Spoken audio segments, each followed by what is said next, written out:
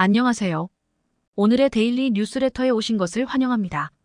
일본은 세계에서 가장 큰 경제 중 하나로 현재 매우 도전적이고 변동적인 시기를 겪고 있습니다. 이 나라가 직면하고 있는 가장 심각한 문제 중 하나는 빠르게 진행되는 인구 고령화입니다. 노인 인구가 전례 없는 속도로 증가하면서 건강관리 및 사회복지 시스템에 대한 재정적 및 사회적 부담이 점점 커지고 있습니다. 일본의 경제 성장도 느려지고 있습니다. 지난 수십 년 동안 이 나라는 주요 경제 부문에서 혁신과 개혁, 부족으로 인해 성장이 감소하는 것을 목격했습니다. 이로 인해 일본은 지역 및 전 세계에서 빠르게 발전하는 다른 국가들과 비교할 때 경쟁 우위를 점차 잃어가고 있습니다. 특히 한국과의 경쟁은 점점 치열해지고 있습니다. 한국은 고부가가치 산업에서 강세를 보이는 것은 물론 국제관계 확대와 글로벌 경제 영향력 증대에서도 중요한 성과를 거두고 있습니다. 정보기술, 자동차 제조, 화장품 분야 등에서 한국의 부상은 일본 기업과 경제에 큰 압박을 주고 있으며 이에 따라 일본은 혁신을 추구하고 효과적으로 경쟁해야 하는 상황에 놓여 있습니다. 이 글에서는 일본이 직면한 도전과 한국이 강력한 경제 및 글로벌 영향력을 가진 국가로 부상하기 위해 수행한 조치들에 대해 더 깊이 탐구할 것입니다. 현재 일본에서는 경제 위기와 국력 쇠퇴에 더해 최근에는 정정 불안까지 들이닥치면서 그야말로 진퇴양난의 상황이 거듭되고 있습니다. 그리고 이런 상황에 더해 국제사회마저도 점차 기술력과 경제력이 퇴보하고 있는 일본과의 협력을 멀리하는 대신 오히려 일본 정부의 갈등 상대인 한국과의 동맹 구축에 필사적으로 나서면서 일본 정부가 경악을 금치 못하고 있는 상황입니다. 실제로 최근에도 이 같은 상황을 입증하듯이 전 세계 곳곳에서 한국 제품이 날개 돋친 듯 판매되면서 연일 신기록 행진을 이어가고 있는 것도 모자라 한국 기업들과 사상 초유의 경제 협력을 맺고 나선 사우디와 유럽은 물론이고 심지어 이스라엘과 아랍에미리트 정부 역시도 한국을 중심으로 하는 사상 초유의 삼각동맹을 구축함으로써 한국과 연일 극한 갈등을 지속해오고 있는 일본 정부에게 강력한 경고장이 날아들었다며 일본 매체들이 이를 일제히 대서특필로 다루면서 일본 정부를 충격으로 내몰고 있다는 점입니다. 이와 관련해 먼저 일본의 유력 매체인 라이브도어 뉴스는 한국의 화장품 수출액이 지난해에 사상 처음으로 1조엔 10조 원을 돌파하는 기염을 토하면서 당당히 세계 3위의 화장품 대국으로 올라섰다며 매우 큰 감탄과 부러움을 터뜨렸습니다. 그러면서 이 매체는 한국의 식약처가 발표한 자료에 따르면 지난해 한국의 화장품 수출액은 전년에 대비해 무려 21.3%가 늘어난 10조 5,099억 원을 달성한 것으로 나타났다고 보도했습니다. 뿐만 아니라 일본 매체는 9년 전과 비교해 보더라도 2012년 당시에 1조 2,026억 원에 그쳤던 한국의 화장품 수출액이 2021년에는 9배나 성장했다며 감탄을 감추지 못했습니다. 특히 일본 매체는 한국의 이 같은 경이적인 수출성과는 마침내 한국을 프랑스와 미국에 이어 세계 3위의 화장품 대국에 올라서게 만들었다고 추켜 세웠습니다. 그리고 여기에 더해 일본의 또 다른 매체인 NNA 아시아는 세계 최고의 기술력을 자랑하는 한국 기업을 두고 세계 각국에서 연일 러브콜이 쇄도하고 있다며 이와 달리 연일 침체와 쇠락을 거듭하고 있는 일본 경제에 거센 분통을 터뜨렸습니다. 이는 당장 사우디 정부만 놓고 보더라도 최근 자국의 국영기업인 아랍코의 설계와 조달 및 시공 파트너로 한국의 삼성 엔지니어링을 선정한 데 이어 유럽과 호주 또한 오늘날 증대되고 있는 에너지 위기를 돌파하기 위해 한국의 조선 기업들을 대상으로 연일 LNG 운반선을 쉴 새 없이 주문하고 있는 반면에 일본 기업들은 기술 혁신을 게을리한 탓에 오늘날 세계 각국으로부터 철저하게 외면받고 있는 데다가 이에 덩달아 공급망 위기와 물가 급등마저 겹쳐지면서 사상 최악의 실적에 내몰리고 있다는 것입니다. 뿐만 아니라 외교 분야에서도 최근 이스라엘과 아랍에미리트가 한국을 중심축으로 하는 삼각동맹을 마침내 현실화시키는 단계에 접어들었다는 주요 외신들의 특집 보도가 본물 터지듯이 쏟아져 나오면서 일본 정부와 일본 기업들의 시름이 더욱더 깊어지고 있는 상황입니다. 최근 중동 지역의 유력 매체인 걸프뉴스는 양자주의와 다자주의가 마침내 미중 갈등과 미러 갈등으로 파국을 맞은 가운데 한국을 중심으로 한 이스라엘과 아랍에미리트의 소자주의가 전 세계 곳곳에서 큰 열풍을 일으키고 있다며 이를 대대적으로 보도했습니다. 먼저 이와 관련해 걸프뉴스는 지난 수년간 이어져 온 갖가지 글로벌 현안으로 인해 세계 각국이 정치와 사회 경제적으로 큰 혼란에 휩싸이고 있다고 보도했습니다. 이는 당장 에너지 시장만 놓고 보더라도 세계 각국이 석유와 석탄 의존에서 탈피해 점차 수소와 태양광으로 대표되는 탈탄소 친환경 에너지를 채택하고 있다는 것입니다. 그리고 산업 분야에서도 인공지능과 자율주행을 비롯한 기술혁명이 전 세계를 강타하고 있고, 국제정세 역시도 보건위기와 불확실한 신냉전 질서로 인해 크게 요동을 치고 있다는 것입니다. 그러면서 이 매체는 전 세계를 휩쓸고 있는 이러한 혼란이 결국 세계 각국의 외교 정책에도 급격한 변화를 불러오고 있다고 보도했습니다. 경국 세계 가극단 LUD. 바로 오늘날 벌어지고 있는 여러 혼란 양상으로 인해 양자주의와 다자주의가 분명한 한계에 이르고 있는 만큼 이른바 소자주의로 일컬어지는 실리외교가 크게 주목받고 있다는 것입니다. 실제로 걸프 뉴스는 당장 이스라엘과 아랍에미리트만 놓고 보더라도 이를 여실히 증명해준다고 소개했습니다. 그러면서 이 매체는 건국 이후부터 지난 수 10년 동안 아랍권과 적대적인 관계를 유지해왔던 이스라엘이 지난 2020년에 아랍 국가인 아랍에미리트와 역사적인 외교 수립에 나섰던 것 또한 이런 맥락에서 추진된 것이라고 보도했습니다. 이는 두 나라의 기술력과 경제력이 중동 지역의 그 어떤 국가들보다 압도적인 위상을 과시하고 있음에도 불구하고 오랫동안 이어져 온 해묵은 진영 갈등과 이념 대립으로 인해 결국 세계 강대국으로 발돋움할 수 있는 중요한 기회를 모두 놓쳐버리고 말았다는 것입니다. 때문에 이스라엘과 아랍에미리트는 이러한 인식을 바탕으로 두 나라가 가진 장점을 최대한 활용해 아시아를 넘어 세계의 경제질서까지 주도하는 강력한 경제동맹체를 구상하기에 이르렀다는 것입니다. 특히 중동 지역 매체인 걸프 뉴스는 두 나라가 적대관계를 청산하고 미래지향적인 관계로 나아가기 위해 이른바 아브라함 협정만 체결하는 것에 그치지 않고 두 나라의 경제동맹을 더욱더 위력적인 존재로 자리매김시키기 위해서 더 강력한 국가를 끌어들이고 나섰다고 보도했습니다. 바로 두 나라가 오늘날 명실상부한 경제강국과 기술강국으로 올라선 한국을 경제동맹체에 적극적으로 끌어들이고 나섰다는 것입니다. 실제로 이 매체는 이스라엘과 아랍에미리트가 두 나라 사이의 외교관계의 수립과 포괄적 경제동반자 협정을 체결하기 이전부터 한국을 상대로 상상을 초월하는 동맹을 구축해왔다고 추켜 세웠습니다. 그러면서 이 매체는 지난 2018년 당시에 아랍에미리트 정부가 한국과 특별 전략적 동반자 관계를 구축한 데 이어 이스라엘 정부 역시도 지난 2019년에 한국과 자유무역 협정을 타결한 사실만 놓고 보더라도 이스라엘과 아랍에미리트가 한국과의 동맹 구축에 얼마나 각별한 애정을 쏟아왔는지를 여실히 확인할 수 있다고 보도했습니다.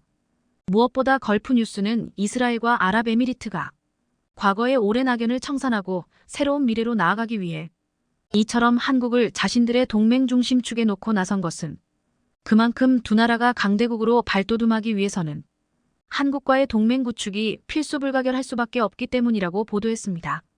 한국과 아랍에미리트 그리고 이스라엘은 모두 전통과 현대를 넘나들며 기술 노하우와 자금력을 충분히 갖추고 있기 때문에 새로운 아이디어의 인큐베이터 역할을 하고 있고 이를 현실화할 수 있습니다. 그도 그럴 것이 이 매체는 기술과 자본력을 앞세운 삼각동맹체가 앞으로 현실화된다면 미국과 중국조차도 두려워하는 새로운 강대국 연합이 등장하게 될 것이라고 전망했습니다. 이는 주요 강대국들 중에서 삼각동맹만큼 자본력과 기술력을 함께 갖춘 나라는 지구상 그 어디에도 없다는 것입니다. 때문에 중동 매체인 걸프 뉴스는 이스라엘과 아랍에미리트 정부가 거리상의 제약을 무릅쓰고서라도 한국과의 삼각동맹 구축에 그야말로 국가적인 명운까지 걸고 나선 상황이라고 보도했습니다. 실제로 이 매체는 이들 세 나라가 삼각동맹을 즉각 가동하게 된다면 인공지능과 로봇 기술에 더해 탄소 중립과 녹색에너지 기술과 같은 글로벌 혁신 현안에서 가장 선두의 위치에 올라서게 될 것이라고 추켜 세웠습니다. 일례로 아랍에미리트만 놓고 보더라도 한국의 혁신 기술을 바탕삼아 사막기후에서도 벼 재배와 스마트팜을 성공적으로 구현해냄으로써 오늘날 심화되고 있는 글로벌 식량 위기를 효과적으로 대응할 수 있게 됐고, 그리고 이스라엘 또한 한국의 방역 시스템과 진단 제품을 그 누구보다 앞장서서 도입한 덕분에 보건위기를 모범적으로 극복해왔을 뿐만 아니라 항공과 군사기술 분야에서도 다각적인 협력을 구축함에 따라 한국과 이스라엘의 항공산업이 비약적으로 발전해오고 있는 사실을 비추봤을 때 한국을 삼각동맹의 중심축으로 놓기 위한 이스라엘과 아랍에미리트의 이 같은 의기투합은 어찌 보면 당연할 수밖에 없다는 것입니다. 특히 이 매체는 이들 세 나라가 삼각동맹을 발판 삼아 기어코 우주동맹으로까지 발전시키려 하고 있다는 점에서 아시아의 대부분 국가들은 물론이고 심지어 미국과 중국마저도 함부로 대할 수 없는 제3의 강대국으로 자리매김하고 있다며 매우 큰 부러움을 나타내기도 했습니다. 그러면서 이 매체는 오늘날 증대되고 있는 신냉전 질서에서 기존의 국제연합은 물론이고 심지어 주요 7개국과 주요 20개국 같은 다자 기구마저도 아무런 제기능을 못하고 있는 사실을 비추봤을 때 한국을 중심으로 하는 이스라엘과 아랍에미리트의 삼각동맹은 미국 정부마저도 탐낼 정도로 상상 이상의 진용을 갖추고 있다고 극찬했습니다. 결국 중동 매체의 이러한 보도는 한국을 상대로 터무니없는 갈등을 지속해왔던 일본 정부와 달리 오늘날 격렬해지고 있는 신냉전 질서에서 자국의 자립자강을 도모하기 위해 과거에 가져왔던 오랜 원한 관계를 진심 어린 자세로 해결해왔던 이스라엘과 아랍에미리트의 해안이 마침내 한국과의 동맹 구축을 통해 전 세계가 부러워하는 세계 최고의 강대국 반열에 올라섰음을 여실히 대변해주고 있는 것입니다. 아무쪼록 한국과 함께 인류국가로 도약하려는 세계의 많은 나라들 또한 무궁한 번영이 뒤따르길 바랍니다. 최근 일본에서는 유니클로 창업자가 미국 주간지 타임과의 인터뷰에서 한 작심 발언이 커다란 논란이 되고 있습니다. 많은 일본인들이 알고는 있지만 입 밖으로 내뱉지 않은 진실을 말했기 때문입니다. 유니클로 창업자인 야나이 다다시 회장은 미국 주간지 타임과의 인터뷰에서 이렇게 말했습니다. 일본은 30년 동안 휴면에 빠져 있었다. 일본인들에게 충격적인 이야기를 전달하고 싶다. 일본은 더 이상 선진국이 아니다. 꿈에서 깨어나야 한다. 다른 사람도 아니고 일본의 대표적인 경영인 중 한 명인 야나이 회장이 이런 말을 하자 일본인들의 충격은 컸습니다. 더구나 최근 일본에서는 금리를 100배나 인상하는 은행이 나오는가 하면 비자금 스캔들이 일본 정치권을 강타해 기시다 총리가 벼랑 끝에 몰렸다는 소식도 있습니다. 오늘은 이 소식 자세히 전해드리겠습니다. 미국 타임지와의 인터뷰에서 유니클로 창업자 야나이 회장은 작심한 듯 일본 정부를 향해 이런 쓴소리를 이어갔습니다. 중국 베이징과 상하이에서 일본과 동등한 직위로 일하는 이들은 23배의 보상을 받고 있다. 일본 정부와 관료들은 아무것도 모른다. 사고방식을 수정해야 한다. 일본 정부가 몽유병에 빠지는 것을 막기 위해 금리를 인상하고 보조금을 삭감하며 대대적으로 규제를 변경해야 한다. 야나이 회장은 제조업에 대한 건전하지 못한 집착, 기업에 길든 노동자, 세수보다 많은 부채로 구성된 국가 예산으로 인해 일본 경제가 위태로워지고 있다고 짚었습니다. 사실 야나이 회장이 지적한 것들은 다 맞는 말입니다. 실제로 일본 정부는 지난해 12월 4,930억 달러의 세입을 예상했음에도 2023년 일반 회계 예산 규모를 8,580억 달러로 잡았습니다. 이로 인해 같은 기간 동안 발행된 국가부채는 2,500억 달러에 달했습니다. 여기에 일본의 공공부채는 이미 GDP의 264%로 세계에서 가장 높습니다. 또한 지난 1990년부터 2019년까지 20년 동안 명목임금은 4% 증가하는 데 그쳤습니다. 같은 기간 미국의 명목임금은 145% 증가했는데 말입니다. 그런데 일본 국민들이 야나이 회장의 직설 발언에 놀란 것은 최근 일본 내부에서 일본 경제가 되살아나고 있다는 전망이 힘을 받고 있는 상황이었기 때문입니다. 집권 자민당의 입장에서는 최근 일본 증시가 30년 이래 최고치를 기록하고 있고 지난 5월 히로시마에서 지칠 정상회담을 성공적으로 개최하며 세계 3위 경제국이라는 입지를 다지고 있다는 장밋빛 전망이 나오고 있는 지금 하필 이럴 때 나온 야나이 회장의 발언은 좋은 분위기에 찬물을 끼얹은 것이나 다름없었습니다. 하지만 지금 일본 경제는 장밋빛이 아닙니다. 지난 19일 일본 매체들은 일제히 일본 중앙은행인 일본은행이 경기를 부양하기 위해 추진해온 대규모 금융 완화 정책을 유지하기로 했다고 보도했습니다. 일본은행은 이날까지 이틀간 개최한 금융정책결정회의에서 단기금리를 0.1%로 동결하고 장기금리 지표인 10년물 국채금리는 0% 정도로 유도하는 대규모 금융 완화 정책을 유지하기로 했습니다. 따라서 시장은 결국 일본은행이 당장 마이너스 금리를 해제하지는 않았지만 내년에는 정책이 수정될 가능성이 높을 것이라고 전망하고 있습니다. 미국과 일본 간 금리 차로 엔화 가치가 하락하고 물가가 오르는 등 금융 완화에 따른 부작용이 나타나고 있기 때문입니다. 일본 은행들은 벌써 이런 분위기를 반영하고 있습니다. 대표적인 사건이 일본 3대 메가뱅크 가운데 한 곳인 미쓰비시 UFJ 은행이 10년 만기 예금 금리를 100배 올린 것입니다. 지난 12년 동안 일본의 10년 만기 정기 예금 금리는 일률적으로 0.002%였습니다. 사실상 금리가 없었다고 말해도 과언이 아니었습니다. 그런데 미쓰비시 UFJ 은행이 금리를 100배로 올리자 예금을 빼앗길까 두려운 다른 은행들이 금리 인상에 너도나도 동참할 기세를 보이고 있습니다. 하지만 속내를 들여다보면 12년 만에 금리를 100배 인상했다는 게 0.002%에서 0.2%로 올린 것이니 그동안 얼마나 초저금리 상태로 살아왔는가를 말해줍니다. 내년 글로벌 금융시장의 최대 이벤트는 미국이 금리 인하에 나서는 피벗 즉 방향 전환이겠지만 전문가들은 일본이 마이너스 금리에서 벗어나는 피벗도 그에 못지않은 파급 효과를 일으킬 것으로 전망하고 있습니다.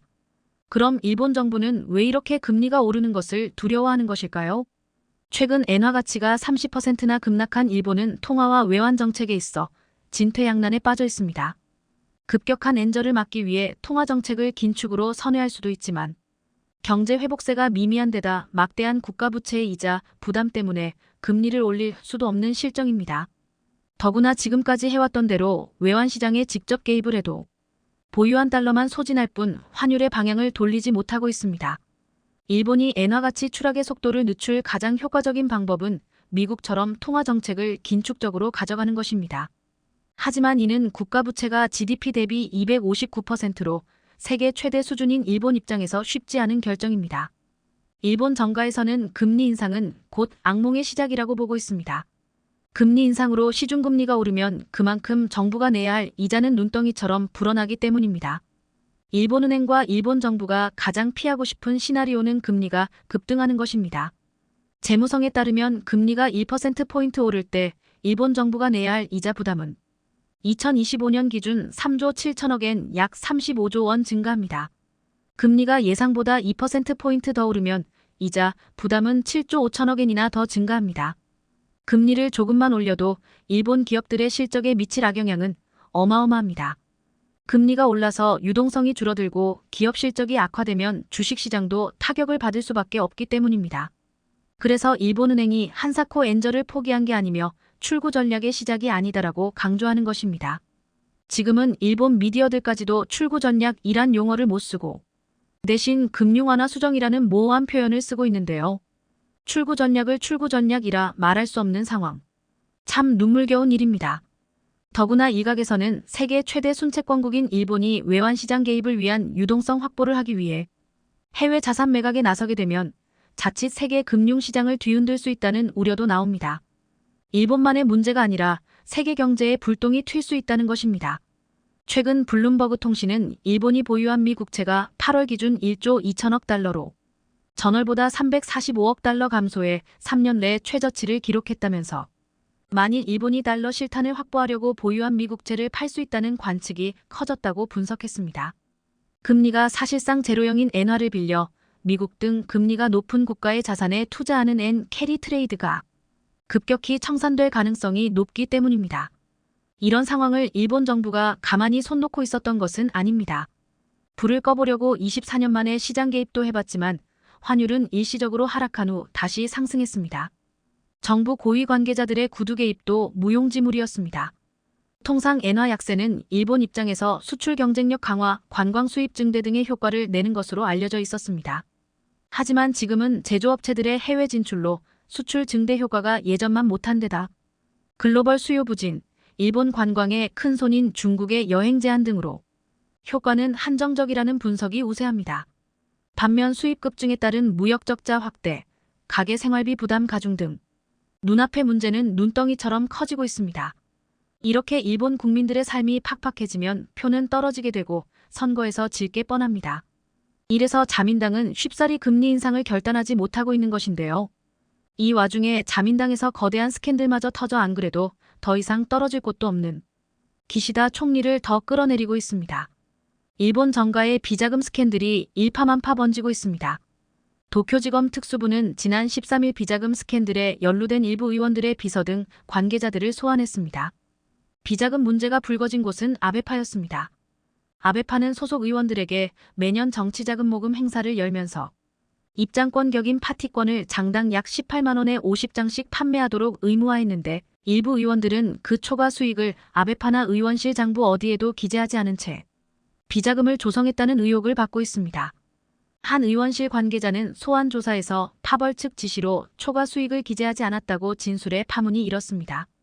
일본 검찰은 2018년부터 작년까지 5년간 조성된 비자금만 5억엔에 달할 것으로 보고 있는데요. 검찰은 일부 아베파 의원들에 대한 강제 수사도 검토하고 있습니다. 비자금 의혹은 자민당 내 다른 파벌에도 확산하고 있습니다. 기시다파도 2018만 2022년 소속 의원 정치자금 모금 행사에서 파티권 수입 일부를 보고서에 기재하지 않고 비자금 수천만 엔을 마련한 것으로 추정된다는 보도도 잇따르고 있습니다.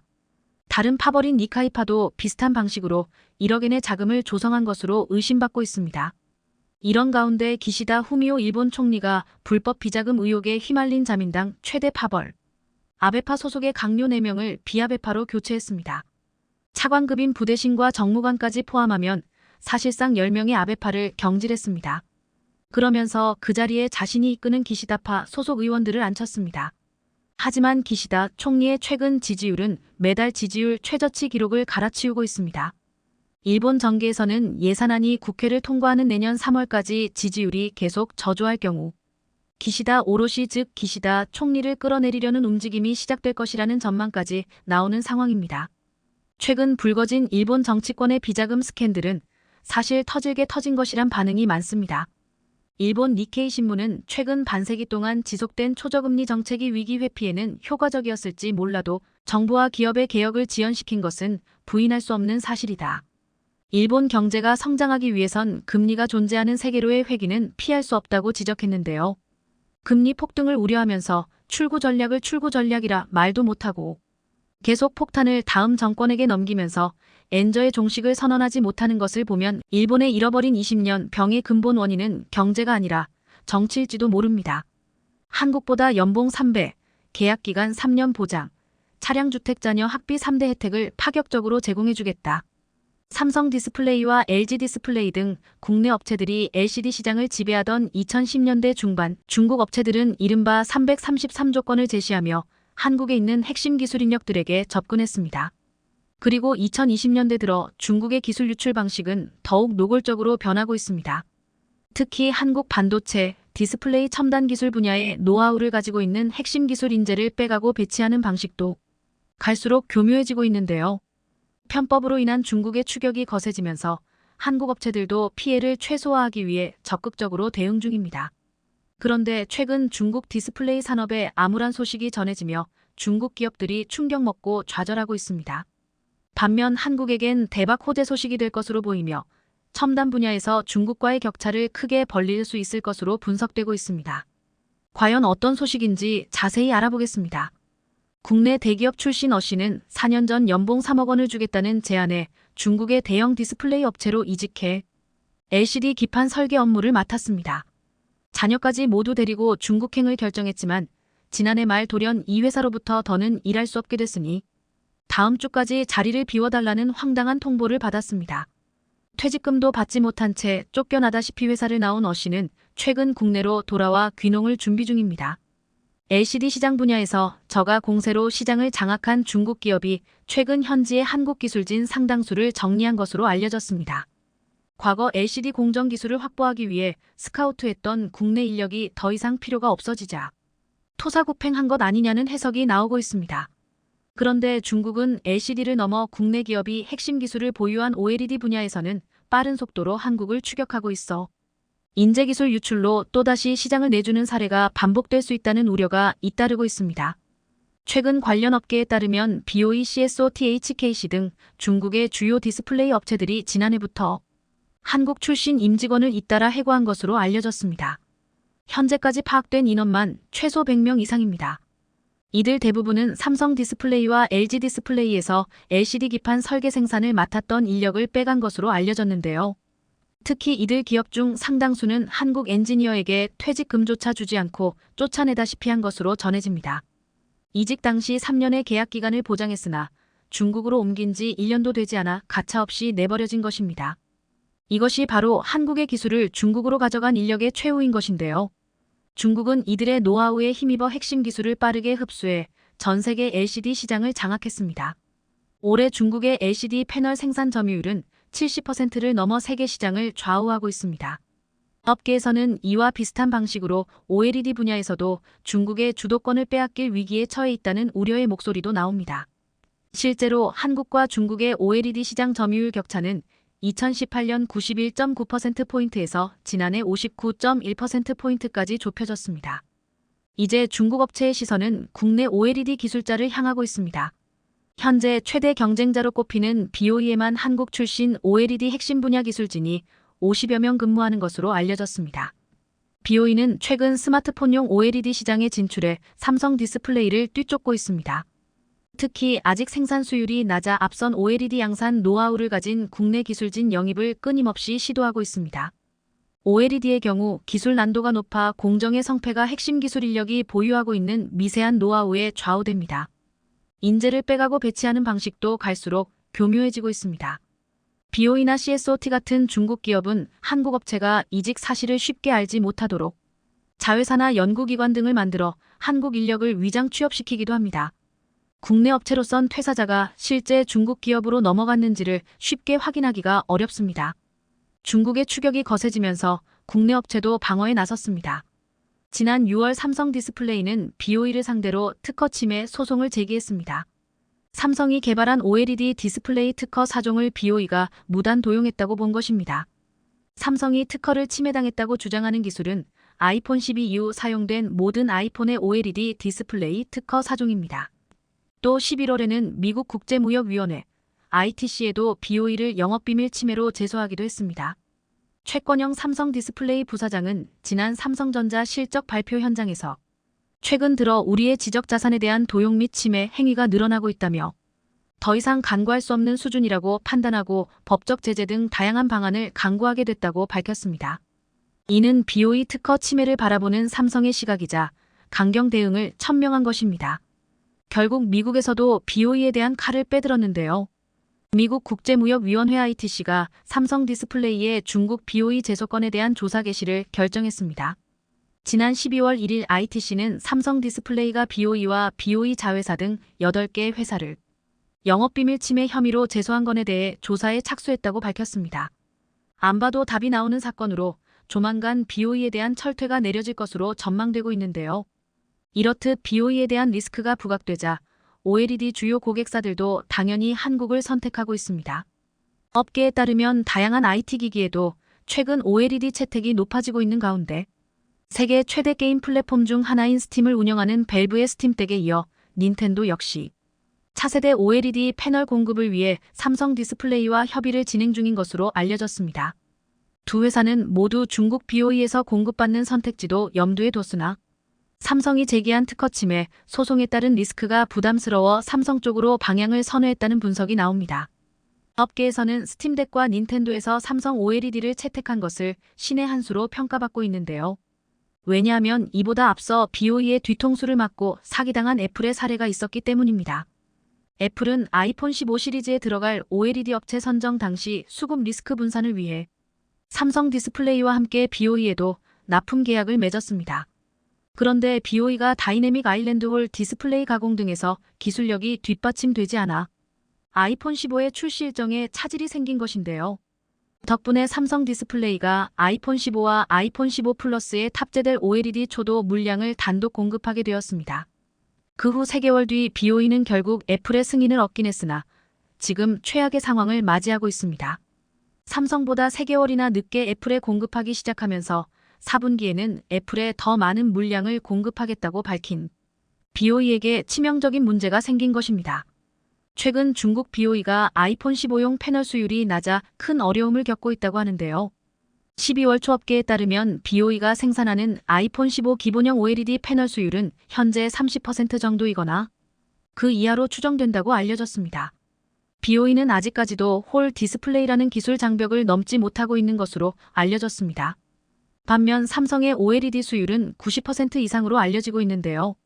수율 개선에 어려움을 겪고 있는 이 회사는 올해 아이폰 15에 500만 대의 패널을 공급하겠다고 자신만만하게 밝혔으나 최근 조사에 따르면 올해 200만 300만 대의 패널밖에 공급하지 못한 것으로 밝혀졌습니다. 즉 목표 물량의 반도 안 되는 것이죠. 수율이 30%밖에 되지 않으니 현재 생산 공장을 아무리 돌려봐도 목표에 미치지 못하는 것입니다. 그래서 BOE의 아이폰 15 플러스용 패널 공급 가능성도 낮아지고 있습니다. 아이폰 15 플러스는 기본형보다 화면 크기가 큰 만큼 디스플레이를 구현하는 난도도 높아집니다. 현재로선 BOE가 플러스용 패널 공급과 관련해 이달 애플의 승인을 받을 가능성이 희박하다고 보는 분위기가 강한데요.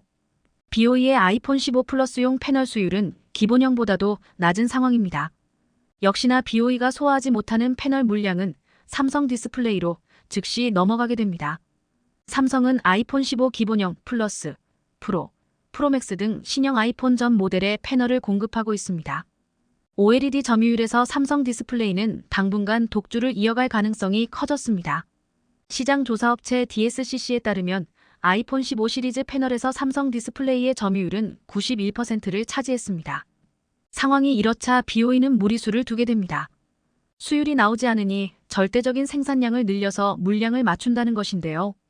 최근 BOE는 스촨성 청두에 630억 위안, 한화로 약 11조 원을 투자해 8.6세대 OLED 생산 라인을 건설할 계획이라고 밝혔습니다. 그런데 너무 성급한 결정을 내린 것인지 선정한 위치부터 잘못된 것이 아니냐며 논란이 일고 있는데요. 아시다시피 중국 스촨성은 중국에서도 지진이 가장 빈번한 지역으로 알려져 있습니다. 지난 2008년 5월 12일 발생한 규모 8.0의 스촨성 대지진은 중국인들에게는 아직도 지울 수 없는 악몽으로 남아 있습니다. 당시 8만 7천여 명이 숨지거나 실종됐고 37만여 명이 부상당한 역대급 지진인데요. 특히 청두시는 도시 기능이 완전히 마비되었으며 도로 복구에도 시간이 많이 걸리고 지진이 발생한 지 15년이 넘게 지난 지금도 복구가 멀 끝난 지역이 태반인 곳이 많습니다. 그런데 BOE는 바로 그곳에 생산 라인을 짓겠다고 계획하고 있는 겁니다. 어찌됐든 BOE는 이곳에 11조 원을 투입해 중소형 OLED 패널을 생산하겠다는 것인데요. 아이폰 15 패널에 이어 애플 맥북 아이패드 등 한국 디스플레이 업체들이 선점한 중소형 OLED 시장을 겨냥해 대규모 투자를 집행한 것입니다. 애플이 내년부터 아이패드까지 OLED 디스플레이를 전면 확대할 것으로 알려졌기 때문입니다. 그런데 이렇게 애플을 믿던 BOE에게 날벼락이 떨어졌습니다. 중국의 기술력, 생산 능력 부족으로 중국 업체들을 제외하고 한국 업체들에게 물량이 전부 맡겨질 것이라는 분석이 나온 것입니다. BOE가 11조 원 규모로 이렇게 큰 자금을 투입해 생산 능력을 강화하려 하고 있지만 결과적으로 기술력의 격차를 극복하지 못하면 패널의 수율이 30%밖에 나오지 않아 애플을 비롯한 기업들이 BOE를 선택하지 않을 것이 분명하기 때문입니다. 이 때문에 BOE는 수십조 규모의 투자를 단행했지만 오히려 적자만 더 키울 것이라는 의견이 제기되고 있습니다. 즉, 이번 애플 결정으로 인해 선두주자인 한국 OLED에 청신호가 켜진 것입니다. 삼성 디스플레이와 LG 디스플레이가 추격해오던 중국 기업들로부터 한 걸음 달아나며 숨 고르기가 가능해졌습니다. 18일 업계에 따르면 애플은 2024년 OLED 아이패드, 2025년에는 OLED 맥북을 출시할 계획입니다. 앞서 지난 15일 니케이는 애플 고위 관계자의 말을 빌려 내년 고급형 아이패드부터 OLED 도입을 차례로 시작해 2025년 하반기부터는 맥북에도 적용할 예정이라고 보도했습니다. 실제로 이에 발맞춰 국내 디스플레이 기업들은 태블릿용 OLED 패널 대량 공급 준비에 박차를 가하고 있습니다. 업계에 따르면 LG 디스플레이는 파주 6세대 OLED 라인 증설의 마무리 단계를 밟고 있습니다. 이곳을 중심으로 내년 상반기 아이패드용 OLED 패널을 공급하겠다는 계획입니다. 삼성 디스플레이도 이르면 내년 2월 중 OLED 패널 공급에 나설 것으로 알려졌습니다. 애플의 공격적인 OLED 전환에 대한 초기 수혜는 국내 기업들이 받을 것이 유력합니다. BOE를 비롯해 아직 중국 기업들의 IT용 OLED 패널 공급 능력이 부족하기 때문입니다. 업계에서는 내년 아이패드 OLED 패널 규모를 1000만 대 정도로 전망하고 있습니다. 이 중 LG 디스플레이와 삼성 디스플레이가 각각 6대4 정도 비율로 물량을 독차지할 것으로 전망됩니다. 특히 신형 아이패드에는 고급 OLED 기술이 적용되기 때문에 진입 장벽이 높을 것으로 예상됩니다. 신제품엔 유기발 광층을 2개로 싸는 투스택 텐덤 OLED 기술이 적용될 것으로 알려졌습니다. LG 디스플레이는 이 텐덤 OLED 기술을 업계 최초로 개발하고 전장 사업에 적용해오고 있습니다. 반면 그동안 프리미엄 LCD인 미니 LED에 주력해오던 중국 기업들은 이번 애플의 전환으로 타격이 불가피해졌습니다. 시장 조사기관 옴디아에 따르면 올해 3억 8,060만 달러 규모인 태블릿용 OLED 패널 시장은 내년 애플의 참전으로 17억 5,973만 달러까지 급성장할 전망입니다. 옴디아는 올해부터 2030년까지 연평균 51%의 성장률을 기록할 것으로 예상했습니다. 패권을 가를 관건은 초기 시장을 선점한 한국이 중국 정부의 막대한 지원을 등에 업은 중국 기업들과 격차를 유지할 수 있을지입니다. 실제로 중국 BOE의 최근 OLED 신규 투자의 30% 가까운 금액도 정부가 보전해주는 것으로 알려졌습니다. 하지만 중국 정부와 중국 기업들이 돈을 수십조 쏟아붓고 한국의 핵심 인력들을 유출해가며 시장을 넘보려고 발악하고 있지만 워낙에 기술 격차가 커 역부족일 것으로 보입니다. 다만 아직 기술 격차는 크지만 해가 지날수록 중국의 기술 탈취가 노골화되고 있는 만큼 우리도 더욱 보안에 신경 써야 할 것이며 추가 신기술을 통한 시장 확장, 차세대 디스플레이 개발 등 새로운 전략에 나서야 할 것으로 보입니다. 글로벌 경기가 악화하고 있는 가운데 전 세계 파운드리 시장 주도권을 두고 경쟁을 벌이고 있는 삼성과 대만 TSMC 간 점유율 차이가 1년 사이 조금 더 벌어졌다는 소식이 들려왔습니다. 시장 조사기관 카운터포인트 리서치에 따르면 파운드리 업계 1위 TSMC의 올해 1분기 글로벌 시장 점유율은 59%, 2위 삼성전자 파운드리는 13%로 나타났습니다. 1년 전과 비교하면 TSMC의 점유율은 더 높아진 반면 삼성전자의 점유율은 떨어지면서 차이가 39%포인트에서 46%포인트로 커졌는데요. 그런데 이렇게 점유율 격차를 더 벌렸다며 한국을 비웃던 대만에 최근 당황할 만한 일이 생겼다고 합니다. 바로 TSMC 대형 고객이 이탈하는 그 누구도 예상치 못한 반전의 상황이 펼쳐진 건데요. 기세등등하던 TSMC가 삼성 때문에 고꾸라지는 모습을 보이고 있다는데 자세히 알아보겠습니다. 향후 5년 안에 TSMC를 제치겠다는 승부수를 띄운 삼성의 전략이 이제 본격적으로 먹히고 있는 것으로 보입니다. 실제로 최근 삼성은 TSMC의 주요 고객사로 알려진 AMD의 4나노 물량을 TSMC로부터 빼앗는 등 꾸준히 파운드리에 투자를 늘려온 그간의 노력이 빛을 보게 됐는데요. IT 팁스터 코너에 따르면 얼마 전 AMD는 삼성 파운드리의 4나노 공정에서 차기 프로세서를 생산하기로 결정했습니다. 그리고 이런 소식이 들려오자 TSMC 내부에선 아연실색하며 큰 위기 상황임을 그제서야 깨달았다고 합니다. 그것도 그럴 것이 AMD는 TSMC 전체 매출의 10%나 차지하는 주요 고객사이기 때문입니다. 실제로 앞서 젠4 아키텍처 기반의 CPU 라이젠 7000 시리즈를 TSMC의 5나노 공정에서 양산했으며 젠3 아키텍처를 쓴 라이젠 에픽 프로세스 생산도 TSMC에서 진행했었습니다. 그래서 때문인지 TSMC는 이번에도 당연히 AMD의 4나노 물량을 자신들에게 맡길 거라고 확신했는데 갑자기 예상치 못한 상황이 펼쳐지자 이성을 잃고 만 겁니다. 그런데 이렇게 TSMC와 협력을 다지던 AMD가 갑작스레 삼성과 손을 잡게 된 결정적인 이유가 따로 있을 것 같은데요. 그 이유는 바로 삼성의 안정적인 생산에 있는데 TSMC 적기 생산이 어려울 수 있다는 우려가 제기되면서 삼성으로 파트너사들 들은 것으로 보입니다. 세계 경기 둔화 여파로 파운드리 업황은 침체됐으나 고성능 칩에 대한 주문은 꾸준한 상황인데요. 실제로 카운터포인트 리서치에 따르면 작년 3분기 파운드리 공정별 매출액 점유율은 45나노가 22%로 가장 높았는데 애플과 퀄컴, AMD, 엔비디아 모두 45나노 칩을 내놓았기 때문입니다. 그리고 이들 회사의 파운드리 물량 대부분을 TSMC에서 생산했는데 카운트포인트 리서치는 TSMC가 45나노 공정 매출의 80% 이상 차지했다는 분석을 내놓았습니다. 이런 가운데 4나노 공정 수요가 늘면서 TSMC가 주문을 전부 소화하지 못할 수 있다는 관측이 반도체 업계 안팎에 나돌며 TSMC가 아닌 다른 대안을 찾아야겠다는 목소리가 커졌습니다. 실제로 TSMC가 주문량을 소화하지 못하면서 AMD는 앞서 신제품 출시를 3월에서 4월로 연기했는데 인텔과 치열한 경쟁을 벌이고 있는 상황에 TSMC 때문에 제품 지연이라는 큰 악재를 맞게 된 겁니다. 이런 이유로 AMD TSMC를 배제하고 삼성을 찾을 수밖에 없었던 건데 여기엔 삼성의 수율 향상 노력도 크게 작용했던 것으로 전해집니다. 삼성은 핀팻 기반으로 4나노 공정 버전을 업그레이드하고 수율을 개선해왔는데 반도체 업계에선 4나노 수율을 60%에서 70%대로 끌어올렸을 거라 보고 있습니다. 이렇듯 삼성은 본격적으로 AMD와 협력해 파운드리 수주를 확대하면서 TSMC를 바짝 추격할 전망인데요. 더구나 전력 소모량 측면에서 3세대 버전을 활용한 AMD가 인텔보다 경쟁력을 지닐 것으로 보이면서 여러모로 삼성에겐 희소식임이 들림없어 보입니다. 그런데 사실 앞서 작년부터 반도체 업계에선 AMD와 퀄컴을 비롯한 반도체 설계 기업이 첨단 시스템 반도체 생산을 TSMC에 모두 의존하면서 한계를 느끼고 있다는 이야기가 펴지기 시작했는데요. 그래서 삼성이 TSMC의 핵심 고객사들의 위탁 생산 물량을 수주할 거라는 기사까지 나왔는데 이번에 실제로 TSMC에게 물량을 뺏어온 겁니다.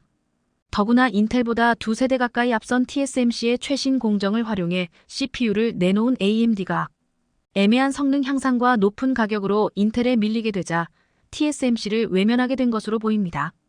AMD 최대의 무기나 다름없던 TSMC의 최신 공정이 비용 대비 효율성 측면에서 이렇다 할 장점을 보여주지 못하면서 가격도 비싼 TSMC를 찾을 이유가 없는 겁니다.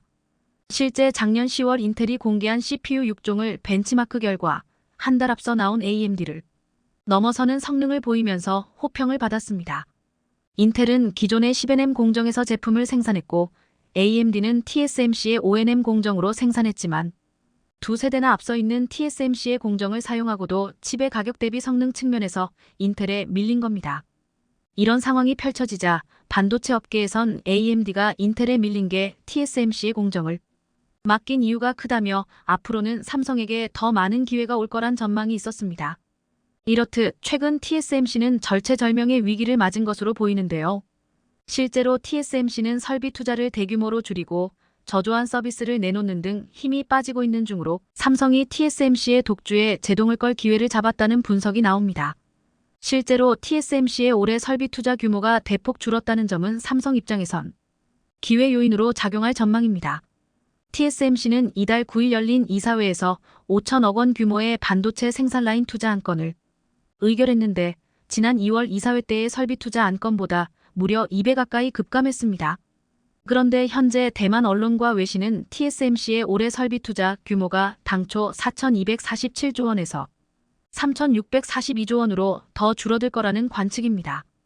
이뿐 아니라 반도체 업계에서는 미세 공정이 고도화할수록 TSMC의 파운드리 서비스가 고비용 저효율의 양상을 띠면서 부진한 평가가 잇따르고 있다는 점 역시 삼성에게 유리하게 작용할 거라고 보고 있습니다. 그리고 결국 TSMC의 매출이 뚝 떨어지며 기세가 꺾이고 있다는 사실로 드러났는데요. 승승장구하던 파운드리 1위 TSMC의 4월 매출이 작년과 비교해 15%나 감소한 건데 17개월 만에 최저치를 기록한 지난 3월에 이어 2달 연속 매출이 줄며 실적 부진 흐름을 이어갔습니다. 설상가상으로 TSMC의 라인 가동률은 최저 수준까지 내려갔는데 디지타임스에 따르면 TSMC의 67나노 공정 가동률은 50% 이하로 떨어졌고 올해 상반기 평균 가동률은 70% 수준에 머무를 것으로 전망됩니다. 그리고 이렇게 매출이 뚝 떨어지자 최근에 TSMC는 설비 투자마저 줄이며 속도 조절에 나섰는데요.